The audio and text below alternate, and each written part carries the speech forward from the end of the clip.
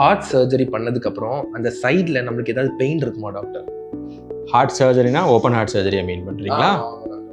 Open heart surgery யூஸ்வலாக bypass surgery பண்ணுறோம் heart attack வந்த பேஷண்ட்ஸ்க்கு. ஹார்ட் சர்ஜரிங்கிறது ப்ராட், இட்ஸ் நாட் ஒரே ஒரு சர்ஜரின்னு அப்படின்னு கிடையாது. ஓப்பன் ஹார்ட் சர்ஜரியில் பைபாஸ் சர்ஜரி ஏதாவது ஹார்ட் அட்டாக் குழாயில் அடைப்பு இருந்தால் பண்ணக்கூடியது. வால்வில் அடைப்பு இருந்துச்சுன்னா வால்வை மாற்றி வைக்கக்கூடிய சர்ஜரிஸ் இருக்குது.